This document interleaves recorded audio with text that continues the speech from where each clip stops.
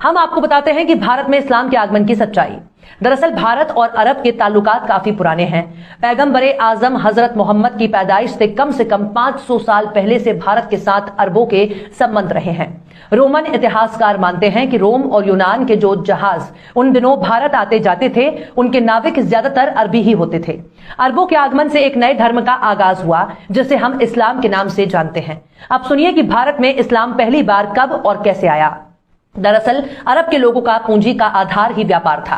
अरब व्यापारियों के भारत से पुराने संबंध होने की वजह से अरब कारोबारियों का भारत में आना जाना लगा रहता था। इस्लाम आने के बाद अरब व्यापारी 7वीं सदी में भारत के पश्चिम तट पर अलग अलग बंदरगाहों में बड़ी संख्या में आकर बसने लगे। ये लोग भारत की महिलाओं से शादी विवाह भी कर लेते थे। भारत में सबसे पहले इस्लाम केरल में आया। केरल के मालाबार इलाके में इस्लाम का सबसे पहले आमद हुआ। मालाबार के हिंदू राजा चेरामन पेरुमल इस्लाम से इतने प्रभावित हुए कि उन्होंने खुद ही इस्लाम कबूल कर दिया। इसके बाद केरल में धीरे धीरे इस्लाम फैलने लगा। आज भी केरल में सबसे पुरानी मस्जिद मौजूद है, जिसे चेरामन जुमा मस्जिद के नाम से जाना जाता है। यह मस्जिद लगभग 629 ईस्वी में बनाई गई थी। इसका मतलब है कि भारत में इस्लाम 7वीं सदी से पहले ही आ चुका है। राजा चेरामन के वंशजों ने मालाबार तट अरब के व्यापारियों की नमाज अदा करने के लिए 11 मस्जिदें भी बनवाई।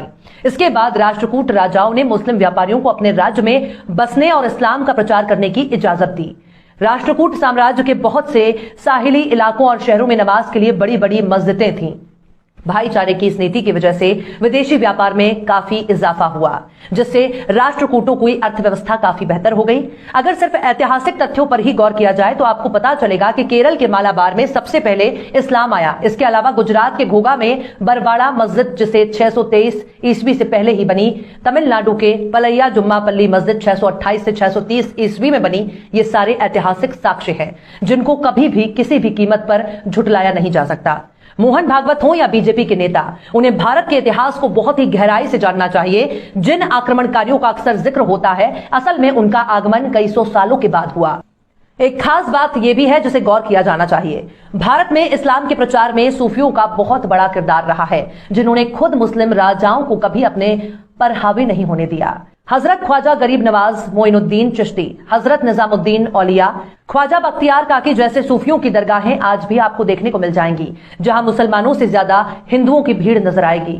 मुंबई में हाजी अली शाह की दरगाह भी हिंदू मुस्लिम और तमाम मजाहिब की मरकज है। आप सुनिए कि मुसलमान और हिंदू के बीच का संबंध। दरअसल इस बात को कोई भी भारतीय नहीं नकार सकता कि कभी न कभी उनके पूर्वज हिंदू ही रहे हैं। लेकिन क्या इस बात को लिखकर मुस्लिम समुदाय अपने गले में तख्ती लगाकर घूमेगा? भारत और दुनिया में जहां जहां इस्लाम फैला है, वहां की स्थानीय नस्ल ईसाई और यहूदी भी थे। आग को पूजने वाली कौमें भी थीं। चंगेज खां की औलादें भी आगे चलकर मुसलमान हो गईं। लेकिन इसका क्या मतलब निकाला जाए? आप हर वक्त वर्तमान को छोड़कर अतीत में जिए। भारत के मुसलमानों के पूर्वज हिंदू ही थे। इस बात को मुस्लिम खुद भी जानते हैं, इनमें कोई दो राय नहीं है। तो क्या अब भारत के मुसलमानों से यह कहा जाए अब आप वापस हिंदू हो जाओ? दरअसल जिसको जो पसंद है वो उस धर्म का पालन कर रहा है। हिंदू धर्म का ठेकेदार ना तो आरएसएस है और ना ही कोई सियासी पार्टी। संघ और उनके नेता अक्सर हिंदू शब्द को लेकर तरह तरह के बयान दिया करते हैं और कहते हैं कि भारत में रहने वाला हर कोई हिंदू है, जबकि इनसे यह सवाल पूछा जाना चाहिए कि भारत में रहने वाला हर कोई भारतीय क्यों नहीं हो सकता? भारत में रहने वाला हर कोई खुद ही भारतीय न कहकर हिंदू क्यों कहे, जबकि हिंदू शब्द ही उर्दू से निकला है। बहरहाल भारत में इस्लाम का आगमन 7वीं सदी में हो चुका था। यह बात ऐतिहासिक तथ्यों के आधार पर उतनी ही सच है जितना कि आरएसएस का अंग्रेजों से दलाली का सच, जिसे संग तोड़ मरोड़ कर पेश करने की कोशिश करता है। लेकिन इतिहास को झुटलाया नहीं जा सकता है। और चलते चलते आखिर में दुष्यंत कुमार ने भी क्या खूब फरमाया है, मसलहत आमेज होते हैं सियासत के कदम, मसलहत आमेज होते हैं सियासत के कदम, तू ना समझेगा सियासत तू अभी नादान है। फिलहाल इस वीडियो में बस इतना ही। ये वीडियो आपको कैसा लगा कमेंट बॉक्स में आप जरूर बताइए। वीडियो पसंद आए तो लाइक करें। हमारे वीडियो लिंक को फेसबुक, ट्विटर, व्हाट्सएप पर अपने रिश्तेदार यार दोस्तों को भी शेयर करें। और बेबाक निष्पक्ष स्वतंत्र पत्रकारिता को सपोर्ट करने के लिए आप हमारे यूट्यूब चैनल टाइम्स मेल को जरूर सब्सक्राइब करें। और हाँ, बेल आइकन की घंटी वाली बटन आप जरूर दबा दें ताकि आपको हमारे आने वाले नए वीडियो की नोटिफिकेशन फौरन ही मिल जाए। फिर मिलते हैं किसी और वीडियो में एक नई खबर के साथ। हर्षिता मिश्रा को दीजिए इजाजत। जय हिंद।